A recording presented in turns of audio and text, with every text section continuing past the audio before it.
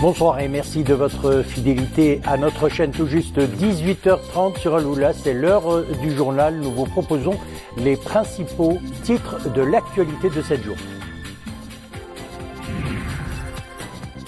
Maroc-Belgique, les deux pays déterminés à renforcer leur coopération dans tous les domaines. En visite de travail au Maroc, le vice-premier ministre et ministre belge des Affaires étrangères s'est entretenu avec son homologue marocain Nasser Bourita.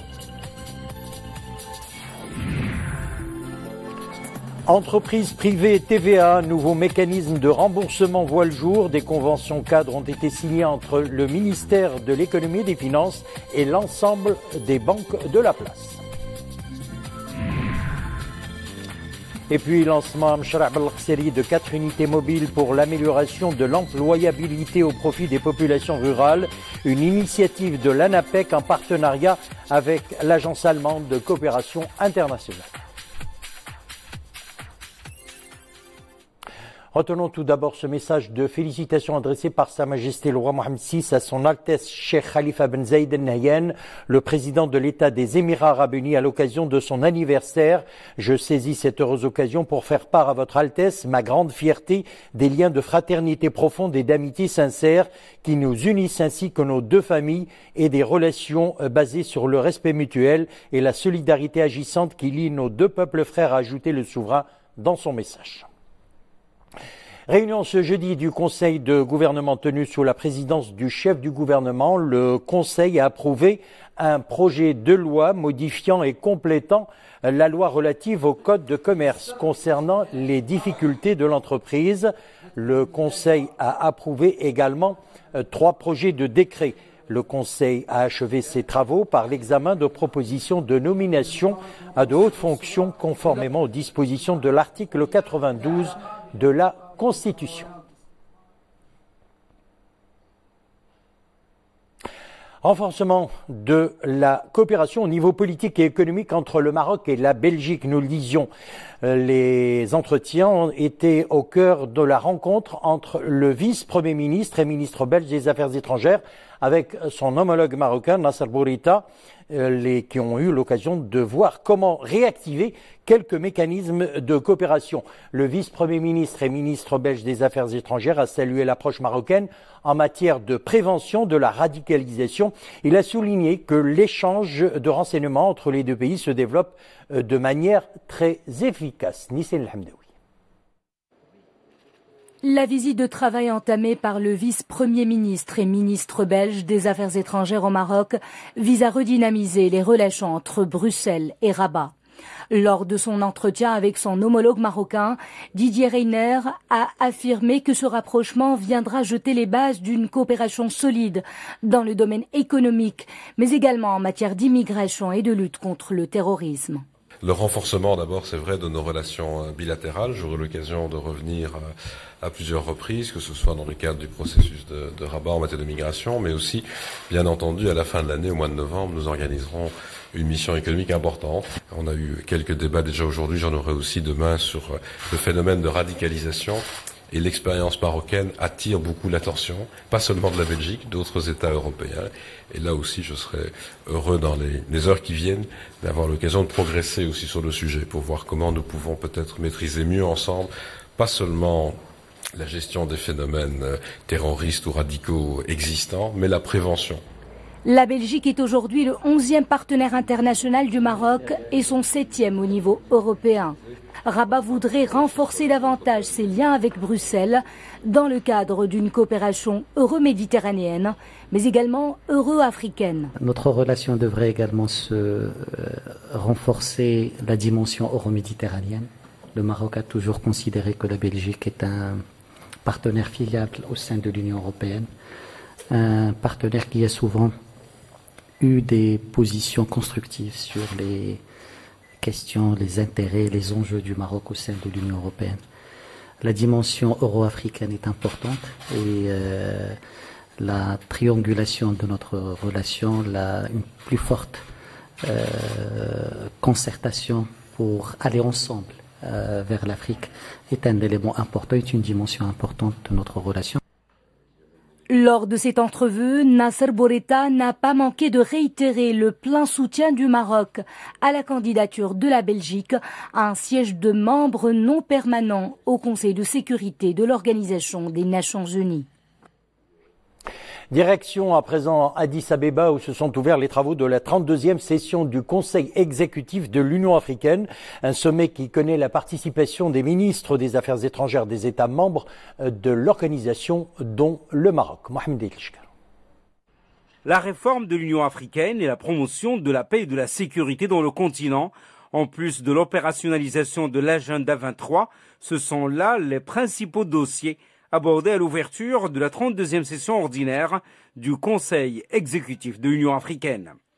L'occasion pour le président de la Commission de l'Union africaine de mettre en exergue l'importance du retour du Maroc au sein de sa famille institutionnelle. ألقى أيضا وزير خارجية جمهورية غينيا اللي هو يترأس المجلس التنفيذي الوزاري الاتحاد. Le ministre guinéen des Affaires étrangères qui préside le Conseil exécutif de l'Union africaine s'est également félicité du retour du Maroc au sein de l'Union africaine. Le Maroc contribue à ces travaux avec son expérience et il s'engage dans les efforts des pays africains pour lutter contre la corruption qui constitue le thème de l'actuelle session. Le Maroc a été toujours en Afrique et le Maroc c'est un pays très important en Afrique et c'est une très bonne chose et je crois que pour tous les défis qui affrontent l'Afrique en ce moment, le Maroc a un rôle très important à jouer vraiment dans toutes les questions de paix et sécurité, les questions de commerce en Afrique.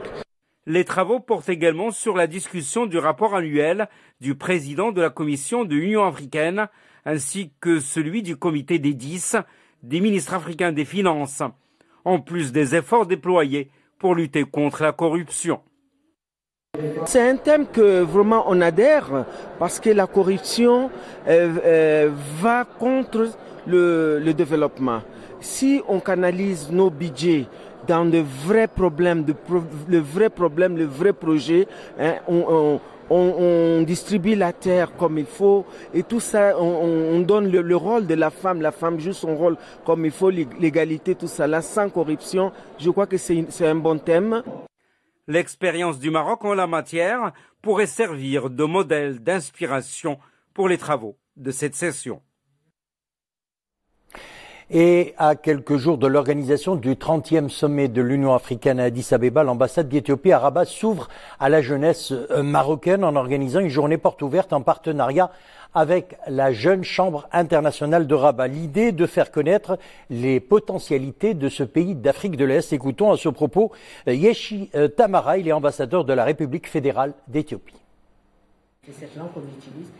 L'objectif de cette journée-là, c'est de faire connaître l'Éthiopie à la jeunesse marocaine de différents secteurs et qui sont les futurs leaders, les futurs décideurs de notre continent. Le thème principal, c'est vraiment l'échange. On va leur présenter l'Éthiopie dans tout, c'est-à-dire la culture, l'histoire, le développement économique, les relations avec le Royaume du Maroc. Maintenant, nous organisons cette rencontre à quelques jours d'un sommet de l'Union africaine qui, avec son programme de 2063, c'est vraiment l'avenir de la jeunesse.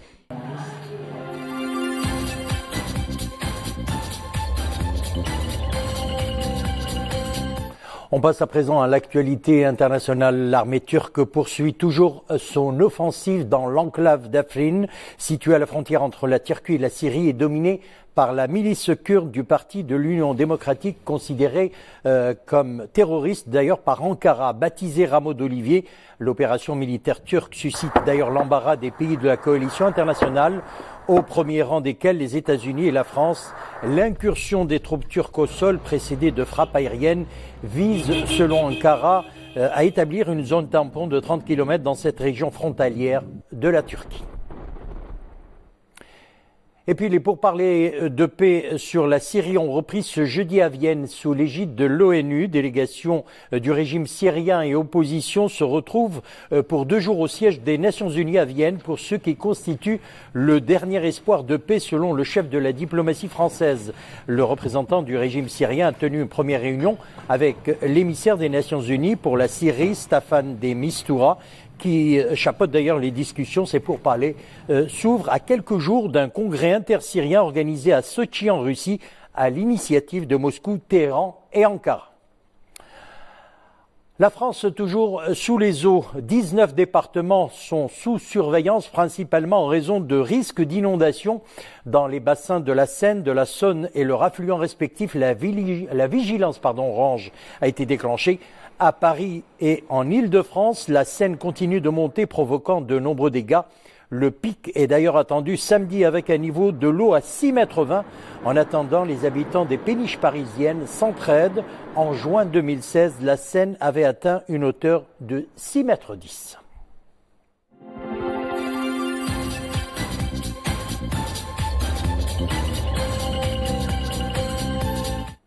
Ça sera peut-être une bonne nouvelle pour les entreprises du privé. Pour ce qui est des arriérés de la TVA, nouveau mécanisme de remboursement voit le jour. Nous le disions en titre, des conventions cadres ont été signées entre le ministère de l'économie, des finances et l'ensemble des banques de la place en vue d'épurer, ou plutôt d'apurer le passif en matière de crédit de taxe sur la valeur ajoutée. Conventions qui permettent d'encaisser les arriérés TVA à hauteur de 10 milliards de dirhams. Mohamed Elchka. Enfin signé les documents qui engagent les banques sur la question du remboursement des arriérés de TVA pour la CGEM. Il ne s'agit que d'un premier pas. Les banques se sont portées comme un véhicule avec un taux de 3,5% et ce applicable à partir du 5 février.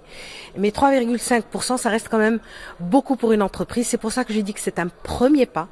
Et il faut savoir que la TVA est un impôt neutre et qu'à aucun moment, l'entreprise doit supporter cette TVA. Et pourtant, elle l'a fait pendant plusieurs décennies. Et aujourd'hui, on s'achemine vers la solution et nous sommes ravis de ces premiers pas. L'objectif est d'apurer le passif en vue de normaliser dès cette année les remboursements de la TVA selon les délais prévus par la réglementation en vigueur.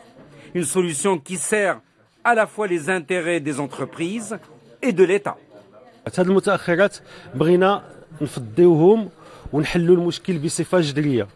Nous voulons résoudre définitivement le problème des arriérés de paiement. La solution trouvée est de permettre aux entreprises concernées d'être remboursées. Le ministère reconnaît la dette, ce qui leur permet de s'adresser à leur banque pour l'opération dite factoring. La direction des impôts remboursera les banques sur une période de 5 ans avec un taux d'intérêt très intéressant. Le taux d'intérêt appliqué sera de 3,5% sur 5 ans. 8 banques ont signé la convention avec le ministère de l'économie et des finances. On parle emploi à présent, améliorer l'employabilité au profit de la population rurale, en particulier les personnes touchées par le chômage et le sous-emploi, à l'initiative de l'Agence nationale de promotion de l'emploi et des compétences, en partenariat avec l'Agence allemande de coopération internationale.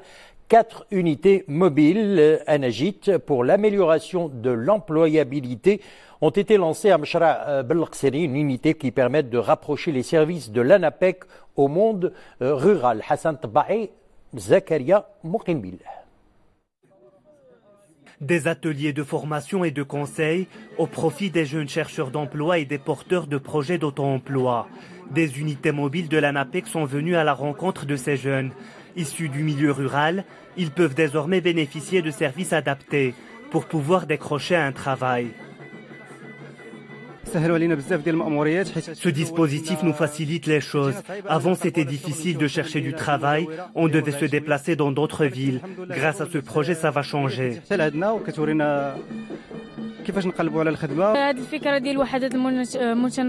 C'est une bonne idée de faire venir ces unités mobiles pour nous aider à trouver du travail. Cela nous encourage à aller de l'avant.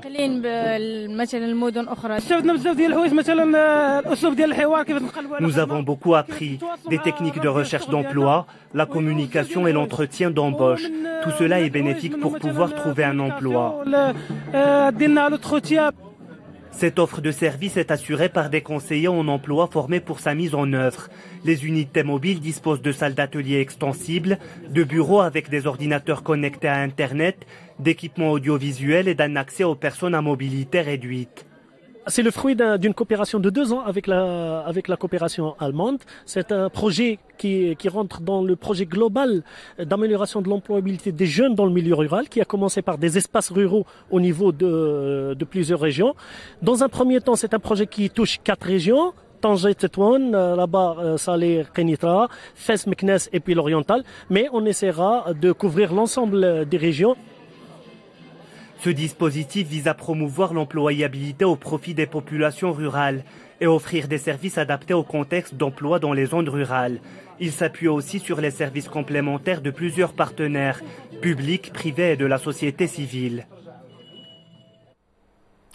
Lancement officiel du diplôme de l'entraîneur CAF Pro. La cérémonie s'est déroulée au Centre national de football Mamoura. La convention pour cette certification prise par la Confédération africaine de football a été signée en marge d'ailleurs de la tenue dans notre pays de la 5e édition du championnat d'Afrique des Nations des joueurs locaux. Écoutons le président de la CAF et l'entraîneur du FUS de Rabat. Ils sont au micro de Qaïm Abdelouchi.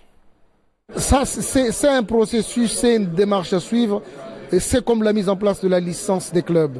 C'est une démarche pour aller vers le professionnalisme.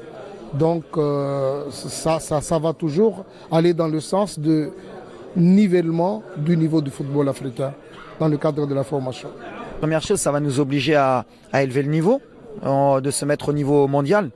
Parce que c'est vrai qu'aujourd'hui la CAF, on avait la licence A, elle nous permettait pas non plus d'aller à l'étranger en Europe ou en Amérique du Sud ou en Asie. Donc déjà on sera au même niveau des autres fédérations. Le niveau d'exigence va être élevé. Donc ça va nous permettre d'apprendre beaucoup de choses, de progresser en tant qu'entraîneur et de quand on va rentrer ou quand on va finir cette formation Inch'Allah, pareil d'être au niveau de l'exigence dans nos clubs ou avec nos joueurs, de les faire progresser aussi. Et forcément là, dans chaque club, chaque entraîneur fait élever le niveau, ça fera élever le niveau du joueur marocain. On passe à la météo. Le temps s'annonce très maussade pour ces prochains jours. Un temps froid, rafale de vent et chute de neige prévues d'ailleurs demain et ce jusqu'à lundi. C'est ce qu'annonce la direction de la météorologie nationale. Dans son bulletin spécial, la direction de la météo précise que des températures minimales variant entre -10 et -5 et maximales allant de -1 à 4 degrés concerneront les provinces d'Ifrens, Froukh, Nefra, Boulmen, Midelt, Bni Mellel, Azilal, Tinghir et El Haouz. Un temps froid et baisse des températures également à Chefchaouen, Figik, Taourir, Djerada, Gersif, Berkan, Khmiset, Ouarzazate, Zagora et Taroudant avec des températures minimales variant entre -4 et 1 degré. Des rafales de vent souffleront entre 60 et 80 km vendredi et samedi matin dans les provinces d'Essaouira, Safi, Tantan, Tarfaya, Ayoun, Dakhla, Boujdour et Ouarzazate. Et puis, nous le disions, chute de neige en hauteur dépassant les 800 mètres, notamment les reliefs des Hauts et Moyen Atlas, de l'Oriental et des versants sud-est, précise la direction de la météorologie nationale. Eh bien voilà, c'est avec le bulletin météo que nous refermons l'édition. Merci de l'avoir suivi. Le retour de l'info 20h30. Une excellente soirée. On se retrouve demain.